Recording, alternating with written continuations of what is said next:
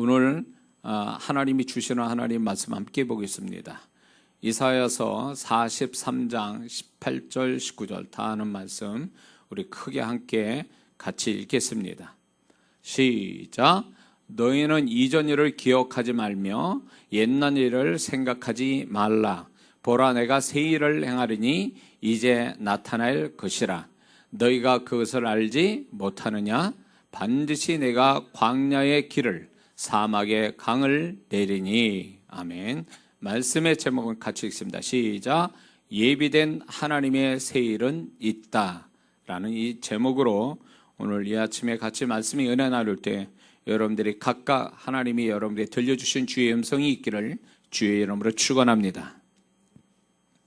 자, 오늘 이 본문의 말씀은 이사야 선지자가 살았던 그때에 그 당시에 남유다 백성들이 하나님을 믿는 신앙이 있다 해도 그들은 여전히 율법대로 살지 않아서 타락한 삶을 가지고 있었습니다. 거기뿐만 아니라 형식적인 신앙을 가지고 있어서 하나님이 굉장히 실망하고 슬퍼하셨던 때였습니다. 그때가 지금 어쩌면 지금같이 모든 것이 풍성한 그런 시대가 바로 그때였다라는 것입니다. 그런데 안타깝게 경제적으로 모든 것이 평화로울 때 그들은 하나님에 대해서 신앙이 건성이었고 마음도 없었고 형식적이었고, 반면에 또한 세상 사람과 다를 바 없는 그들은 타락한 어떤 문화 속에 살았던 남유다 백성들을 향하여 이사야는 예언합니다. 앞으로 남유다는 망할 것이고 앞으로 바벨론 포로 70년 세월을 보낼 것이다.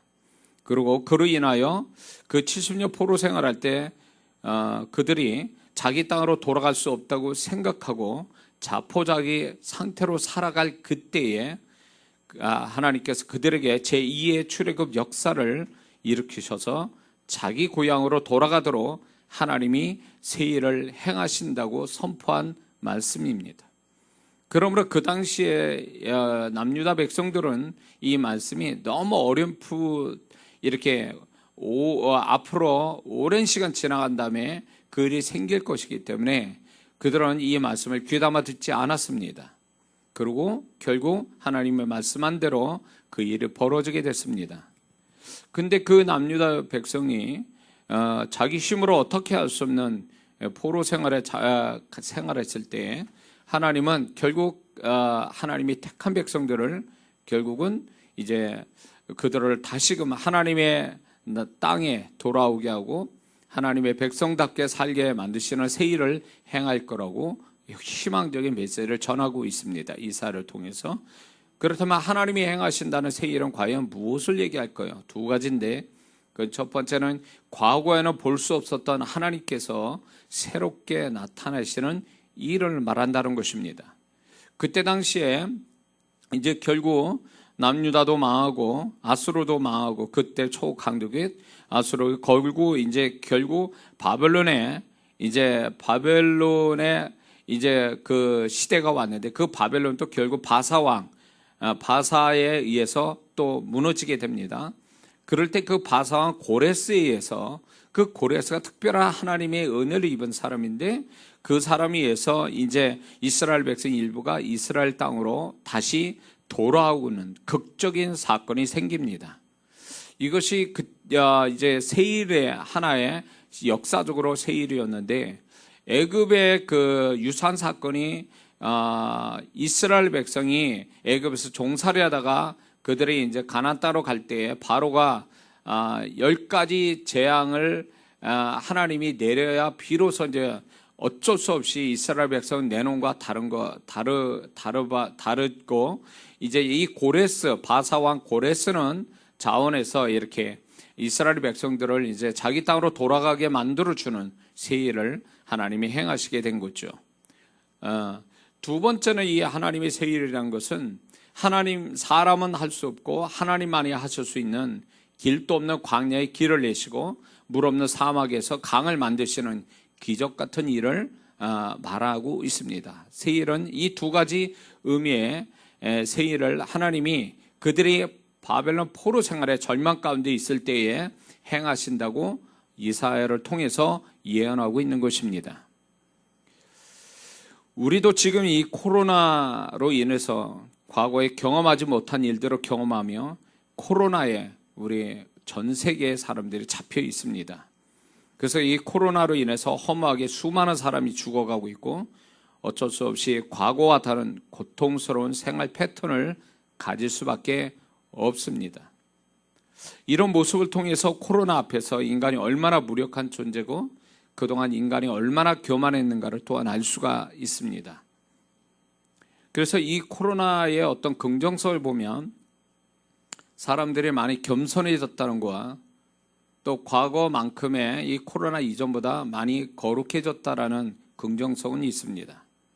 그리고 이 코로나로 인해서 이 코로나는 영적으로 우리한테는 굉장히 어두움과 같은 것이고 그 어두움이 믿는 자들을 또한 삼키려고 그래서 믿는 자들이 결국 우리의 목숨과 같은 신앙을 무너뜨리는 하나의 도구가 되고 있다라는 것입니다. 그래서 이런 어떤 신앙생활 지키기 어려운 이때에 우리가 상황 탓할 수는 없습니다. 과거에 교회를 핍박할 때에 산으로 동굴로 들어가서 끝까지 자신의 신앙을 지키고 순교했던 수많은 믿음의 조상들이 있었는데 어쩌면 그거와 같지는 않지만 우리가 지금 처해져 있는 상황은 신앙생활하기 너무나 어려운 세대에 우리는 살고 있습니다. 이럴 때 우리가 좀 더 신앙에 열심을 또 내야 될 필요가 있고 이 코로나가 우리를 모든 걸 사로잡고 어떤 신앙까지도 사로잡게 만드는 이때에 우리가 바벨론에 포로된 이스라엘 백성처럼 무기력하게 있을 것이 아니라 이럴 때일수록 하나님께서 우리에게 축복하시는 그 하나님을 바라보는 것이 굉장히 중요한 태도가 되는 줄로 믿습니다. 그래서 그렇다면 우리는 과연 어떤 태도를 가져야 되는가? 하나님이 우리를 분명히 어두움에 갇혀 있게 하시지 않고 또 결국 하나님께서 우리에게도 이 바벨론 포로 잡힌 자들에게 새 일을 행하신 그 하나님이 오늘 우리가 스스로 어떻게 할 수 없는 이 코로나 상황 속에서도 그 하나님은 여전히 우리를 위한 새 일이 있는데 그렇다면 우리는 어떤 태도를 가져야 되냐는 겁니다. 그것은 본문의 말씀처럼 너희는 이전 일을 기억하지 말며 옛날 일을 생각하지 마라. 내가 새 일을 행하신다는 이 말씀을 우리는 잘 기억해야 됩니다. 이 말씀은 세 가지 의미가 있어요. 첫 번째는 과거가 좋았다고 추억에만 젖어 있지 말고 과거에 대한 후회만 하지 말라는 과거에 대한 분명한 태도를 하나님이 얘기해 주고 있습니다. 분명히 이 코로나 상황에 접한 사람은 다 그런 얘기합니다. 그때가 코로나 이전이 좋았다. 그러면서 어느 분은 그런 얘기를 하는 걸 들었어요.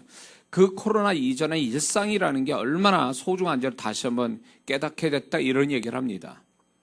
물론 그렇게 우리가 그 일상이 얼마나 고마운 줄을 아는 것, 긍정적인 어떤 면을 위해서 과거를 찾는 건 좋지만 이 과거를 너무 우리가 그때가 좋았어. 그런데 지금은 굉장히 불만스러워. 이런 식의 어떤 해석은 그거는 하나님이 바라시는 태도가 아니라는 것입니다. 지금 이스라엘 백성이 하나님께서 이사야가 너희가 이전 일을 기억하지 마라. 과거를 생각지 말라는 얘기는 바로 그런 의미입니다.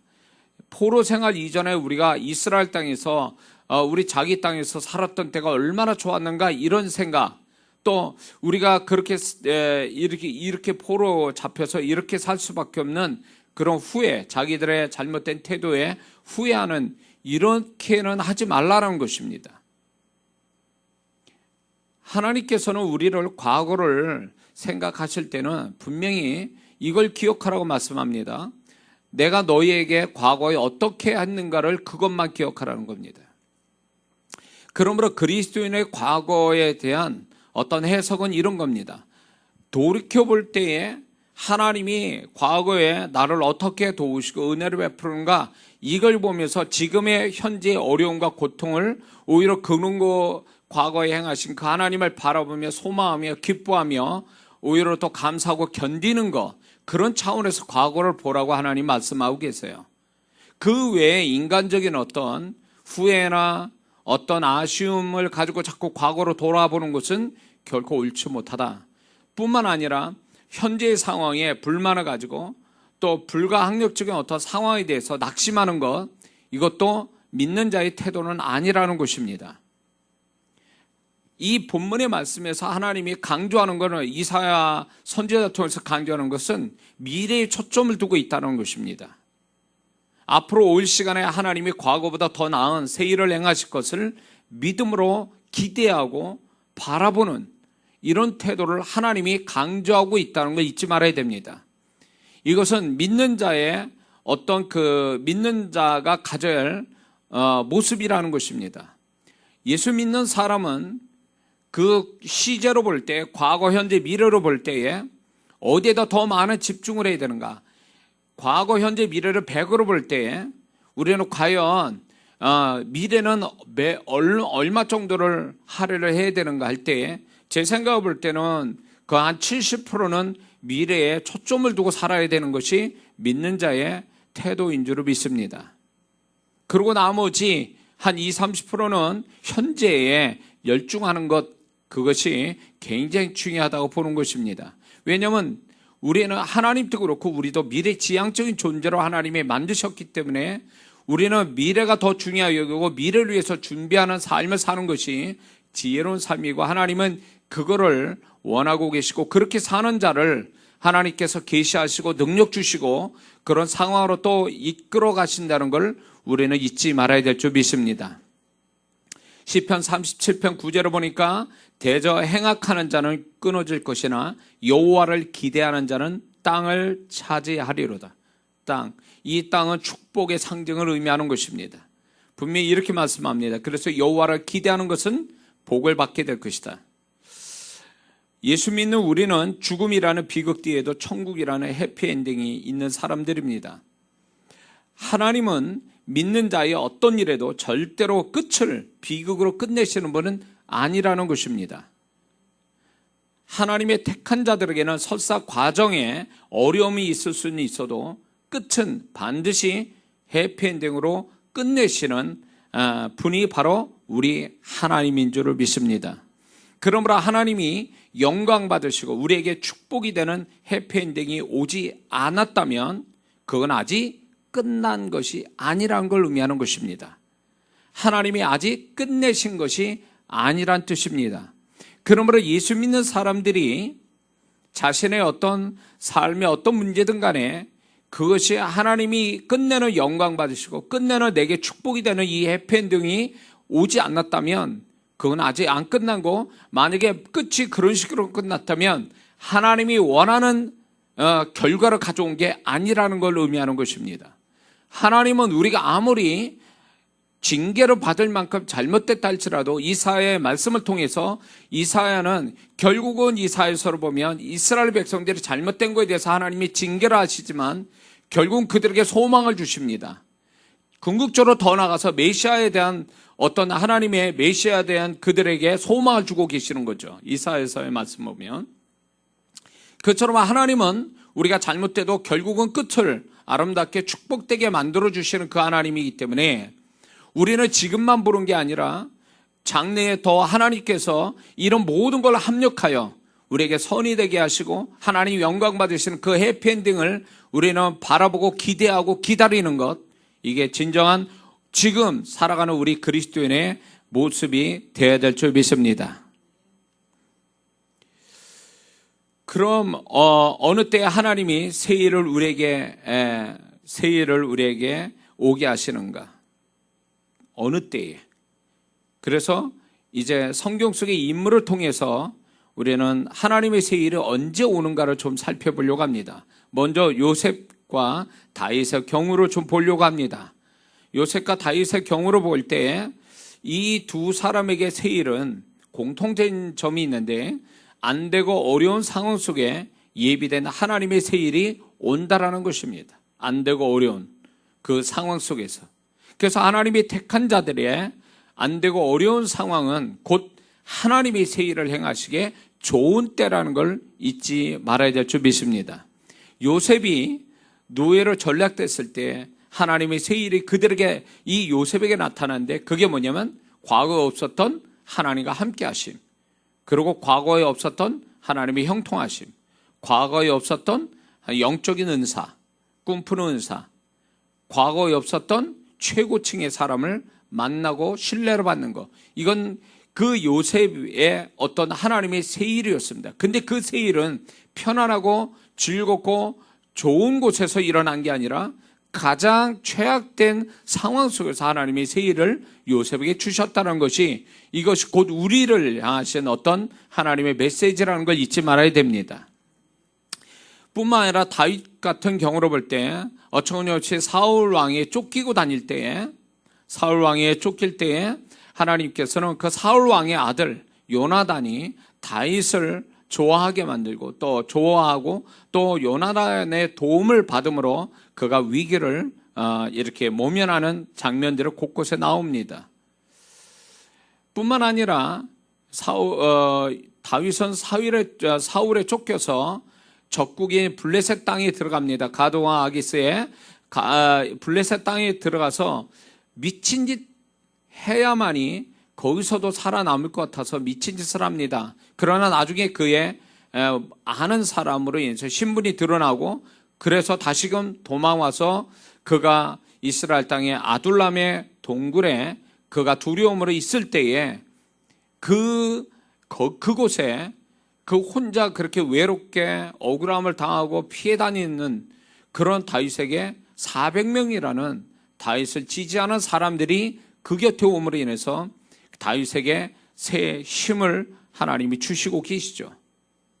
다윗이 가장 처절한 상황 속에 있을 때에 하나님은 그 속에서 사람을 통해서, 상황을 통해서 하나님의 새 일을 준비하고 계셨다라는 것입니다.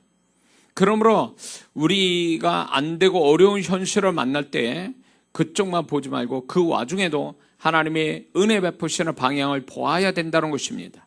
그래야 새 일이 보이고 또 그래야만이 감사가 되고 담대해질 수 있다는 것입니다. 어려울 때가 하나님이 새 일을 만날 때요, 또 그 안 되고 어려울 때에 하나님은 우리를 도우시기 위해서 새 일을 행하시는 고 있다는 걸 우리가 잊지 말아야 될 줄 믿습니다. 시편 30편 18절을 보니까 여호와께서 기다리시다니 이는 너희에게 은혜로 베풀려 하시며 일어나시리니 이는 저희를 긍휼히 여기라 하심이라. 대저 여호와는 공의 하나님이시라. 무릇 그를 기다리는 자는 복이 있도다. 아멘. 하나님을 기다리는 자들, 하나님의 새 일을 기다리며 기대하는 자들에게 하나님을 실망시키지 않고 반드시 어려운 가운데서도 그분의 손길은 나타나게 될 줄 믿습니다. 그러므로 하나님의 새 일을 만나는 방향의 인도하심을 반드시 구하는 자가 되어야 됩니다. 그리고 요셉과 다윗처럼 어려울수록 하나님께 더욱 가까이 하는 사람이 되어야 될 줄을 믿습니다. 뒤에 모니터. 모세의 경우로 보면, 또 이제 두 번째 모세의 경우로 보면 하나님의 새 일이 어떻게 오냐면, 하나님이 생각하실 때 믿는 자 개인의 인생과 그 사람이 속한 공동체에 중요한 시점이 왔다고 하나님이 생각되실 때에 우리와 상관없이 예비된 새 일은 나타나신다는 것입니다. 하나님 보시기에 모세 자신과 애굽에서 고통받는 이스라엘 민족을 모세가 구원할 시점이 되었다고 생각하시니까 하나님은 모세를 호렙산에서 일방적으로 깊게 만나 주시죠. 이것이 대단히 중요한 문제인 것입니다. 우리가 살아가면서 내가 어느 때가 가장 적절한 때냐, 내가 어느 때가 가장 중요한 순간인가를 우리 스스로 모를 때가 있습니다. 그러나 하나님은 나와 내가 속한 공동체에 중요한 시점이 언제인지는 다 알고 계신다는 거죠. 나 때문에 내가 속한 공동체도 하나님은 분명히 알고 계시고 또 중요한 시점을 알고 계시기 때문에 그런 시점에 맞춰서 하나님은 반드시 거기에서 우리와 상관없이 또 새 일을 행하시는 것을 우리는 알 수가 있습니다. 모세가 호렙산에서 일방적으로 하나님 만나주심으로 그 사람이 존재와 신앙과 삶, 이 모든 것들이 달라지고 이스라엘 백성을 구원하는 사명도 받게 됩니다. 그러므로 우리는 이런 걸 한 번쯤 생각해야 돼요. 내가 과연 나는 어느 때가 가장 중요한 순간이고 내가 속한 공동체는 어느 때가 가장 중요한 순간인가를 가르쳐 달라고 하는 기도를 우리는 반드시 하고 있어야 됩니다. 그럴 때 하나님은 어느 순간인가 그것을 행할 수 있는, 그것을 알 수 있고 그거를 준비할 수 있고 그거를 행할 수 있는 사람을 하나님 만들어 주신다는 걸 잊지 말아야 됩니다. 저 같은 경우에도 2002년 정도 될 겁니다. 2002년쯤에 하나님께서 저에게 이제 기도에 어떤 불을 주셔서 기도에 완전히 미쳐서 기도를 엄청 많이 했을 때에, 그때가 바로 이제 하나님이 저와 또 제가 섬기는 교회에 중요한 시점이 왔다라고 하나님은 생각하신 겁니다. 그래서 제가 구하지도 않은 그때 당시에 하나님께서 기도의 불을 주시고 또 그때 성령의 깊은 체험을 하게 하시고, 이런 것들이 결국 돌이켜보면 그게 18년 전 얘기인데, 그 돌이켜보면 하나님이 내가 내 인생이 그렇게 그냥 그저 그렇게 흘러가는 것이 그게 아니고, 하나님의 계획이 그때 2002년부터 이제 하나님의 계획대로 새로운 하나님의 새 일을 저에게 부탁하시고 그 일을 행하도록 하나님께서 그때 영적인 작업을 하시는 새 일이 내게 있었다는 걸 알게 됐습니다. 그래서 누구나 다 이런 부분이 있다라는 것입니다. 하나님께서 그 사람에게 어떤 새로운 차원의 신앙, 삶, 존재, 이런 것들을 업그레이드 시키기 위해서 하나님께서 새 일을 행하시는, 영적 새 일을 행하시는 때가 있는데 그때로 놓치면 안 된다라는 것입니다. 모세의 경우처럼 우리도 그럴 수 있다라는 겁니다. 그래서 그런 하나님의 영적인 새 일을 캐치하고 그것을 그대로 정말 받아들이고 순종하고 준비하는 자가 된다면 그 사람은 완전히 다른 사람이 되고 다른 인생 살고 다른 능력을 가지고 하나님을 섬길 수 있는 사람이 될 수 있다는 걸 잊지 말아야 될 줄 믿습니다. 하나님은 반드시 이 모세만 아니라 이 모세같이 좀 더 하나님이 중요하다 생각하는 그 시점들을 하나님이 주셔서 우리 성도분들이 또 여기에 참여하는 모든 영상에 참여하는 모든 분들 심령과 가정과 또 일터에 또 새로운 어떤 전환점이 되는 하나님의 새 일을 만나기를 주의 이름으로 축원합니다. 세 번째는 히스기야의 경우를 좀 살펴보면, 히스기야의 경우를 보면 지난날에 하나님을 위한 선한 행위가 보상받을 때가 될 때에 예비된 하나님의 새 일이 그때 나타난다는 것입니다. 히스기야는 죽을 상황이 다하는 것처럼 열왕기하 20장에 죽을 상황이 되었죠. 그럴 때 기도를 통해서 그의 생명이 15년이나 연장이 되고 아수르 족속으로부터 이제 건짐을 받는 하나님의 은혜를 받습니다. 그 뒤에 형통도 오고요. 이런 것들이 결국 보면 이 모든 출발은 결국 히스기야가 하나님 위해서 열심히 살았던 그 지난날의 시간들이 14년 가까이 되는 시간을 하나님이 기뻐하는 그 일을 행했기 때문에 하나님께서 보상하고 계시는 거죠. 가장 중요한 순간에 보상을 하고 계신 겁니다. 그러므로 하나님께서 우리가 앞에 어떤 일이 만날지 아무도 몰라요.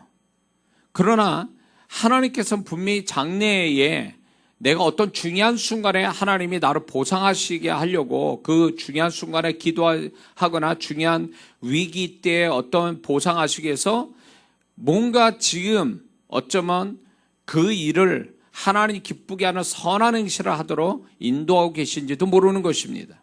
우리가 그럴 때 핑계대고 변명되고 도망가고 안 그런 척하고 안 하려고 도망가는 것이 아니라 그럴 때 하나님을 위해서 정말 선한 행실을 히스기야 왕처럼 한다면 그 사람이 어떤 중요한 순간에 위기 때 보상하시는 하나님의 새 일을 그때 만나게 될 줄 믿습니다.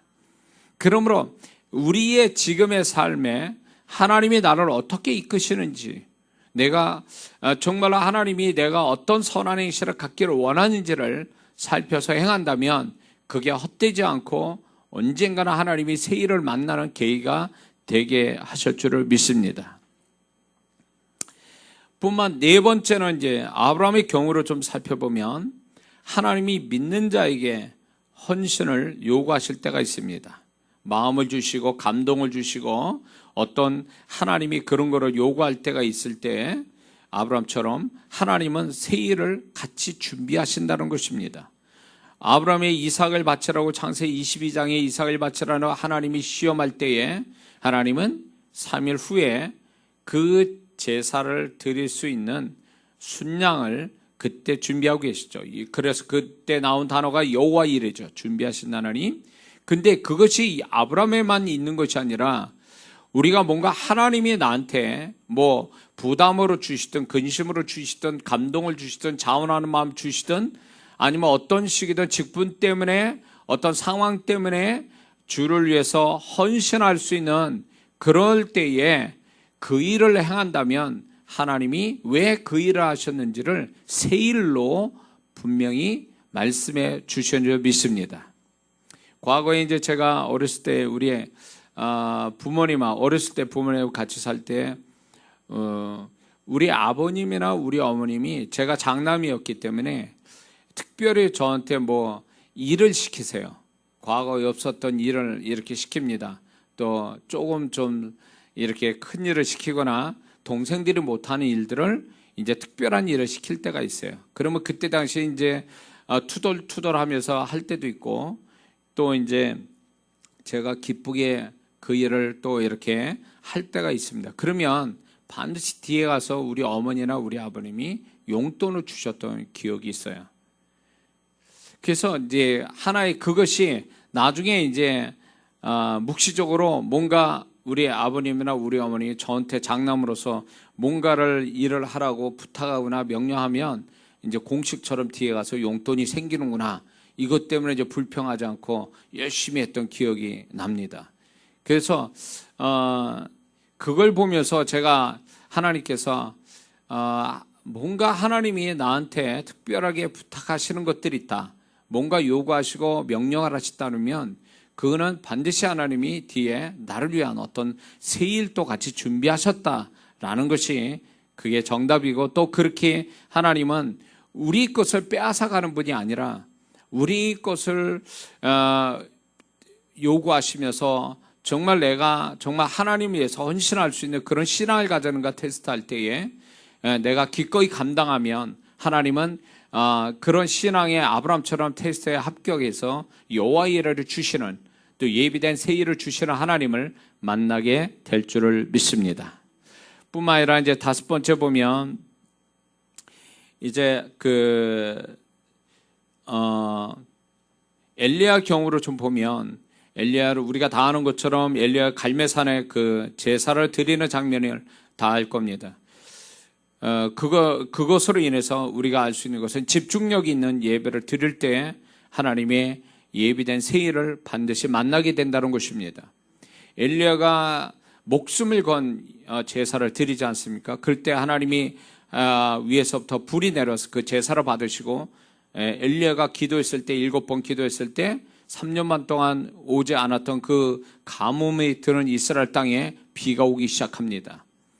이런 어떤 새 일은 결국 어디서부터 출발이 되냐면 예배로부터 출발이 되는 것입니다. 제사로부터 출발이 됐다는 거죠. 그것처럼 우리가 하나님 앞에 이 예배를 드린다는 것은 믿는 자의 첫 번째 의무요.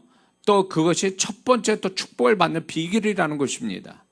예수 믿는 사람들이 점점 예배 드리는 것을 싫어하고 또 편하게 예배 드리려고 하고 가끔가다 예배 드리는 이 태도는 하나님의 은혜를 저버리는 것이고 그 사람은 또 하나님의 축복을 받지 못하는 원인이 된다는 걸 잊지 말아야 됩니다. 구원받았으면 우리는 분명히 그분을 경배하고 찬양하고 예배 드림으로 인해서 하나님을 기쁘게 하는 것이 그리스도인의 첫 번째 모습이라는 걸 잊지 말아야 될 줄 믿습니다. 그러므로 예배를 잘 드린다는 것은 결국 그 사람에게 메인 걸 풀게 하는 하나님의 새 일을 만나게 하신다는 겁니다. 엘리야는 분명히 이 제사를 통해서 가뭄을 들게 했던 메인 것을 이제 비로소 풀기 시작한 거예요. 기도로 풀기 시작한 거죠. 그 시작은 예배였다는 것입니다. 그래서 예배를 드린 다음에 축복을 받는 게 순서지, 예배를 안 드리고 축복을 받는다? 그런 일은 결코 하나님이 영광을 받으시지 못한다는 것입니다. 제 사역 속에도 보면 전화로 사역을 받거나 예배 드리지 않는 채 와서 기도받아서 이렇게 낫거나 해결되는 분들이 자주 있습니다, 과거에. 그런데 그분들을 가만히 뒤를 좀, 그분들의 어떤 상황들을 제가 알게 될 때 좀 실망스러운 게 뭐였냐면, 그분들이 그렇게 축복받고 나서 충분히 하나님 앞에 또 열심 내지 못하고, 또 결국에서는 그분들의 축복이 나중엔 사라져서 원점으로 돌아오는 것을 제가 보게 되거든요. 그럴 때 그 원인은 제가 딱 한 가지로 발견한 게 뭐냐면, 그분들이 하나님 앞에 먼저 하나님을 기쁘게 하는 예배를 먼저 드리고 기도받거나 사역을 받았으면 더 잘되고 오랫동안 축복이 유지될 텐데, 그렇지 않고 예배를 드리지 않는 채 가볍게, 아주 편하게, 아주 쉽게 그런 사역을 받는 것이 결국 그분의 축복은 아니었다는 걸 알게 됐기 때문에, 저는 정말 하나님이 특별한 경우 아닌 이상에는 전화로 사역하거나 개인적으로 만나서 사역을 하지 않습니다. 그것은 결코 하나님 영광이 되질 않아요. 일단 모든 것이 하나님께 예배를 드린 다음에 시작이 돼야 된다는 거죠. 하나님을 먼저 기쁘게 하고 하나님을 높인 다음에 뭘 해도 늦진 않는데, 그게 하기 싫다면 결국 그 사람은 축복이 될 수 없다는 걸 알게 되는 거죠. 가끔가다 이제 전화 사역을 감동받아 전화 사역을 해줄 때가 있어요. 그건 구원의 문제라든가, 아니면 위급하게 사단에 이렇게 악한 영이 잡혀서 문제가 심각하게 벌어질 직전 같은 경우에는 제가 사역을 하지만, 그 외에는 사역을 하지 않는 것이 하나님 뜻이라고 생각 들어서 하지 않고 있습니다. 그러므로 예배가 얼마나 중요한지 저는 이 사역 속에서도 경험하게 되는데, 여러분들이 예배를 드리는 것을 기뻐하지 않는다면 그거는 축복의 반 이상은 날아갔다고 봐야 돼요.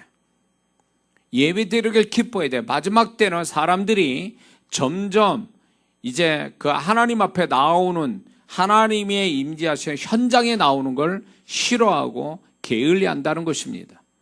그래서 합리화시켜요. 자기가 그렇게 가지 못하는, 그 현장에 가지 못하는 걸 합리화시켜요. 그러면서 점점 올 수 있는데도 오지 않는 그런 사람들이 결국은 나중에 진정한 축복을 받지 못한다는 거죠. 지금이야 이 코로나 상황 때문에 어쩔 수 없이 있는 처소에서 예배 드리지만, 이런 것이 오래 가지는 못할 거라고 봅니다. 그리고 이렇게 오래 가다 보면 신앙 좋은 사람은 더 열심을 내겠지만, 그렇지 않는 사람은 이제 신앙생활을 기본마저도 못하는 때가 반드시 있을 수 있을 겁니다. 두려워해야 돼요. 아무 때나 드리면 어때? 어디에서나 드리면 어때? 소파에 앉아가도 편안하게 예배드리는 그것이 과연 하나님이 기뻐받는 예배 자세겠냐를 할 때 아니라고 보는 거예요, 저는. 그래서 제가 우리 성도분들은 자꾸 영상으로 보는 이유가, 다 우리 성도분들은 다 믿지만 하나님 앞에 올바른 태도, 마음과 어떤 자세가 되어 있지 않으면 예배의 축복이 될 수 없다는 것입니다. 엘리야는 목숨을 건 예배였단 말이죠. 자기 생명뿐만 아니라 이스라엘에 이제 그 이스라엘 땅까지 또 이스라엘 민족을 생각하면서 목숨을 건 예배를 드린 것, 제사를 드린 거죠. 우리가 그 정도는 아니더라도 정말 우리가 전심을 다해서 예배 드리는 것은 헛되지 않고 하나님이 반드시 그것을 축복하신다는 걸 잊지 말아야 될 줄 믿습니다. 제가 지금 이분이 이제 이 영상을 보신지 모르겠지만, 미국 뉴저지인가 거기서 오신 어느 집사님 있어요. 남편분은 신학교 교수시고, 그분은 4개월을 거쳐서 4번, 한 달에 한 번씩 미국에서 여기 한국 와서 제 어떤 성령 부흥학교 이런 어떤 집회나 세미나에 참석하시고 한 달에 한 번씩 4달을 연속으로 참석하고 돌아가신 분이 계세요. 그리고 이제 이렇게 제 집회에 이제 전화를 해도 되는 것을 그분들이 꼭 찾아와서 참여하고 기도하고 말씀 듣고 이렇게 했던 선교사님들, 그리고 정말 멀리에서 오셨던 그 성도님들 생각하면 그분을 절대로 그 걸음이 헛되지 않았다라는 겁니다. 뒤에 얘기 들어보면 그분들이 그렇게 수고하고 하나님을 찾고자 하는 그런 마음으로 오신 분들은 제 능력과 상관없이 그분에게 말씀을 주시고 또 능력을 주시고 그 후에 얘기 들어보면 아름답게, 그 다음이 더 아름답게 전개되는 것을 제가 보게 됩니다. 결코 하나님 앞에 열심 내는 거, 하나님을 기쁘시게 하는 거, 자기가 좀 손해가 나더라도 그렇게 하나님을 기쁘시게 하는 그 태도는 결코 헛되지 않다는 것을 저는 사역 속에 너무 많이 보게 됩니다. 그러므로 우리가 이 마지막 시대 때 편하게 신앙생활을 하는 거 두려워해야 됩니다. 결코 그것은 바람직한 태도는 아니에요. 신앙생활은 조금 불편하게 하는 게 은혜고 그게 내 신앙을 살아있게 만드는 것이라는 걸 잊지 말아야 됩니다. 우리 성도분들은 오고 싶어도 막 달려오고 싶어도 못 와서 안타까운 마음 알고 있지만 우리 이 적어도 저와 함께 은혜 나누는 분들은 적어도 게으른 신앙은 없다고 봅니다. 게을러서 하나님께 축복받은 사람은 없거든요. 잠언서 보세요. 게으른 자에 대하여 하나님이 어떻게 말씀하고 있는가. 그러므로 우리가 세상 일에 열심을 내야 돼요. 열심히 살아야 돼요. 빛과 소금 되기 위해서. 그러나 더 열심히 내야 될 건 우리 신앙생활이에요. 신앙생활 열심히 내서 손해볼 건 없고 신앙생활 열심은 내가 마지막에 이제 변질되지 않고 하나님께 인정받는 그런 어떤 마지막이 되기 위해서는 열심히 내는 신앙이 필요한 줄을 믿습니다. 여섯 번째, 다니엘과 세 친구의 경우를 보게 되면 어려운 상황 속에서도 신앙의 지조를 지키고 살아갈 때에 하나님께서 예비된 세일을 반드시 그들에게 만나게 하신다는 것입니다. 다니엘과 그 세 친구는 사자굴에서 또 풀무불에서 하나님이 건져주시는 사건을 우리가 더 너무 잘 알고 있죠.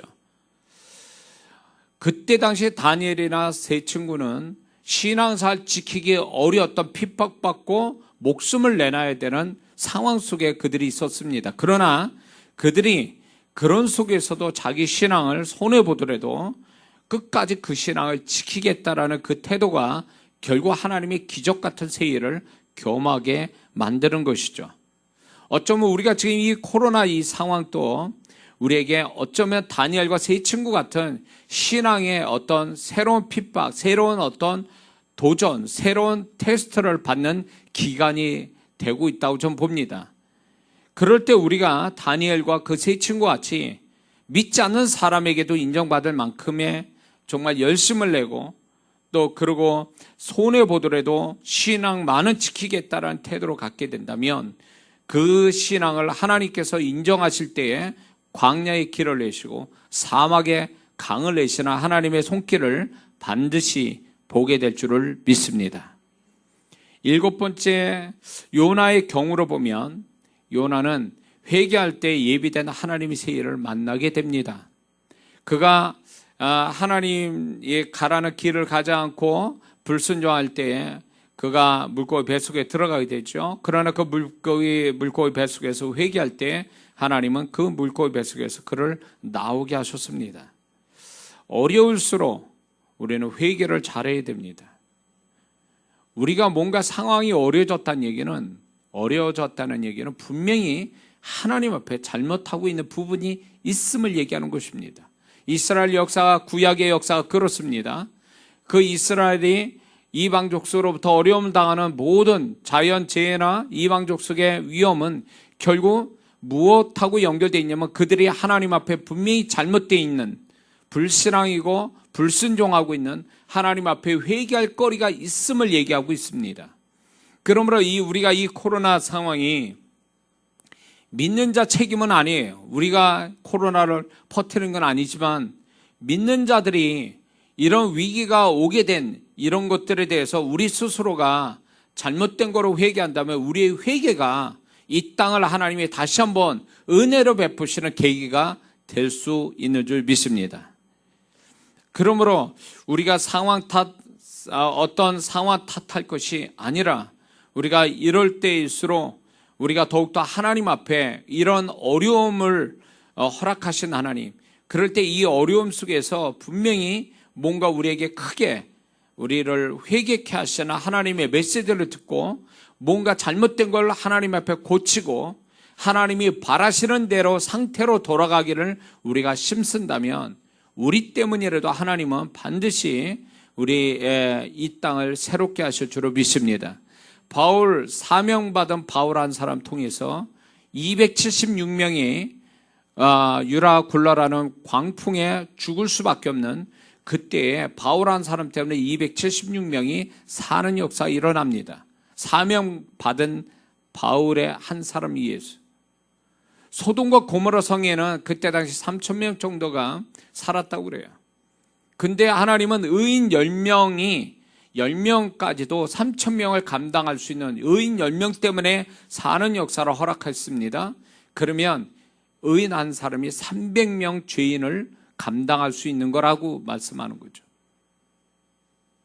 우리는 과연 믿는 자여 의인된 우리 한 사람이 과연 몇 사람을 감당할 수 있을 것 같습니까? 우리 모두가. 이 땅에 700만의 크리스찬이 있다고 그래요. 믿는 자가 정말 그 숫자가 정말 맞는다면 700명의 구원받은 자가 있다면 그 구원받은 자들이 적어도 7명, 적어도 8명 정도만 감당할 수 있는 의인이라면 이 땅에 하나님은 코로나 바이러스에서 구원하실 수 있는 줄 믿습니다. 그러므로 예수 믿는 사람이 정말 하나님 앞에 정결해지고 하나님이 기뻐하는 존재로 이 땅에 그리스도인들이 이번 기회를 통해서 더 정결하고 하나님의 뜻대로 모든 것이 돌아가게 한다면 우리 교회로부터 시작해서 하나님의 역사는 시작이 될 겁니다. 그래서 적어도 우리나라에 아무리 정치가 무엇이 잘못됐다 할지라도 믿는 자가 하나님 앞에 바로 서면 그거와 상관없이 하나님이 이 땅을 새롭게 하시는 새 일을 행하시는 하나님을 우리는 만나게 될 줄 믿습니다. 그분은 모든 걸 다 하실 수 있는 분이에요. 전 세계가 코로나로 인해서 신음하고 있다는 얘기는 저는 또 하나의 반증은 그겁니다. 전 세계가 하나님 앞에 죄악을 범하고 있다. 그래서 바벨론 포로에 70년 잡히는 이스라엘 백성같이 이 땅이 코로나로 잡혀서 고통을 받고 있는 이때를 이제 우리 믿는 자들이 이제는 하나님이 이 고통을 하감하시고 하나님의 새일, 이 코로나로부터 자유케 되어지는 새일이 나타나게 해달라고 우리는 믿는 자들이 먼저 회개하고 믿는 자들이 정말 하나님께 바로 설 줄 아는 그런 모습을 갖게 된다면 하나님은 분명히 이때 어두운 이때 코로나 잡혀있는 이때에 하나님께서 반드시 우리에게 빛된 새일을 행하실 줄을 믿습니다. 예수님도 인류의 구원을 위한 십자가의 고통을 받으시고 모든 것을 하나님 아버지께 맡기시고 죽으신 다음에 예수님이 어떻게 하실 수 없는 3일의 죽음 속에 하나님 아버지는 부활이라는 위대한 새일을 예수님께 행하여 주셨습니다. 우리 믿는 자들도 아무리 절망적인 상황이라도 예수님을 따르는 삶과 신앙을 가지고 산다면 예수님의 결말을 우리도 가질 수 있는 줄 믿습니다. 그분은 언제든지 해피엔딩으로 모든 것이 하나님께 영광이요 우리에게 축복이 되도록 결론을 내시는 분이라는 것입니다. 그러므로 지금은 결론 날 때가 아니죠. 아직 과정이 지나지 않아요. 그러나 우리는 이런 상황에서 끝을 소망으로 바라보는 믿음이 있어야 됩니다. 이걸 통해서 언젠가는 합력하여 선을 이루어서 더 잘 될 것이다. 이 땅이 더 아름다워질 것이고 사람들은 또 더욱더 변화되어 갈 것이고 그리고 이 일로 인해서 우리의 신앙은 더 좋아질 거고 우리의 존재 가치는 더 좋아질 거라는 그 끝을 하나님이 주실 것이다라고 믿는다면 지금 우리가 이런 어려운 때를 잘 보내야 됩니다. 정말 이 어려운 때를 하나님이 기뻐하는 모습으로 보내려고 하는 우리의 태도 반드시 하나님이 요구하고 계실 겁니다. 그럴 때 각자 우리 성도들 각자 시대를 탓하고 상황을 탓하고 세상을 탓하고 정치인을 탓하기 전에 과연 내가 이런 위기 속에서 나는 과연 하나님께 바로 서 있는가? 내가 바로 서지 못하는 문제는 무엇인가를 찾아보는 것이 오히려 그게 지혜로운 태도가 될 줄을 믿습니다. 그냥 어찌어쩌다 시간이 지나가면 모든 것이 나아질 거야 라고 하는 뭔가 막연한 그 희망사항은 결코 하나님이 바라는 믿는 자의 태도는 아닙니다. 과정이 하나님을 기쁘시게 한다면 결과는 분명히 속히 오고 하나님이 더 좋은 결과를 가져오게 하실 겁니다. 그러므로 우리는 지금 과정을 지나가고 있습니다. 이 코로나의 과정을 지나가고 개인적인 역사, 개인적인 삶 속에도 뭔가 어떤 일에 대한 과정들을 지나가고 있을 겁니다. 그럴 때 그냥 시간만 가기를 바라고 우리가 아무것도 내가 하나님 앞에 변화되지 않는 채 그냥 흘러가기만 한다면 결코 그 하나님의 바라시는 하나님 주시려는 세일의 끝, 우리가 그거 보기에는 좀 멀지 않을까라는 생각이 듭니다. 지금 하나님이 우리에게 장래에 나타날 그 세일을 위해서 지금 나한테 어떤 것을 지금 요구하고 계시고 나는 지금 어떤 모습으로 과거와 다른 어떤 모습을 주님이 세일을 행하시는 것만큼 나도 지금 내 안에서 뭔가 새로운 모습, 새로운 신앙, 새로운 어떤 신앙, 새로운 삶 이런 거를 지금 생각하고 그거를 지금 시도하고 있는지 생각해 봐야 될 것입니다. 그냥 오진 않아요. 이스라엘 백성들이 바벨론 포로 생활에서 그들이 철저하게 낮아진 마음으로 자신들의 과거를 뉘우치고 그들의 하나님의 백성으로 다시금 새롭게 살려고 결심했기 때문에 그들에게 하나님이 새 일을 준비하신 거죠. 그러므로 우리 성도분들도 우리가 지금 살아가면서 그냥 진부하게 과거와 동일하게 지금 현재 이 상황도 그냥 그렇게 흘러가고 있다면 우리는 어쩌면 그 하나님의 새 일은 내가 원했던 그때에 오지는 않을 수도 있습니다. 성경에 나타난 지금까지 7명의 어떤 그 경우에처럼 새 일을 우리는 경험할 수 없을 수도 있습니다. 우리는 분명히 그 과정 속에 분명히 하나님이 요구하는 것들이 있을 거라 봅니다. 그 요구한 것을 이루어야 하나님이 적당한 때에 새 일을 만나게 하신다는 거죠. 적어도 7명의 이 사람들 같은 이런 어떤 태도를 과정에서 보여야 된다는 것입니다. 그것이 하나님이 오늘 우리에게 바라시는 모습입니다. 그냥 가만히 있다가 새 일을 만날 거야? 그렇지 않습니다. 그렇지 않아요. 그래서 우리 성도분들 또한 이 영상 예배를 참여하는 모든 국내 국외의 이렇게 성도분들은 이 메시지 속에 주님의 음성을 들어야 됩니다. 과연 나는 뭘 하고 있는지 지금 그냥 이 코로나에 조심스럽게 지나가기 위해서 그냥 조심스럽게 내가 직장 다니고 돈을 벌고 그거 왜 가끔가다 이제 예배 드리는 그거 참여하는 거 왜 하는 게 아무것도 없다라면 내가 볼 때는 하나님의 세계는 좀 멀리 있을 거라는 생각이 듭니다. 무엇을 말씀하고 계시죠? 우리한테 지금 무엇을 우리한테 요구하고 계시죠? 주님은 나한테 이런 위기에서 과거와 다른 주님의 메시지는 또 나한테 뭐가 있죠? 그걸 들으려고 하고 그것을 행하려고 해야 됩니다. 그래서 치열하게 우리가 주님께 합당한 자가 되기를 치열하게 코로나 바이러스를 이거를 극복하기 위해서 정부도 그렇지만 의사분들이 얼마나 많이 애를 씁니까? 그런데 그것 이상으로 우리도 치열하게 이런 상황 속에서 하나님은 나한테 무엇을 요구하고 내가 어떻게 하기를 원하고 과거와 다른 나의 어떤 태도를 요구하신지를 찾아봐야 되는 거죠. 그래야 새 일을 우리는 만날 수 있어요. 바벨론 70년의 세월은 그들이 어떻게 보면 회개의 시간입니다. 바벨론 포로의 70년은 어쩌면 그들의 마음과 하나님을 향한 태도를 바꾸게 하는 시간들인지도 모르는 거예요. 그거를 그렇게 그걸 하나님의 의도를 못 읽는 자는 또 고난이 새롭게 시작될 수도 있다는 걸 얘기하고 있죠.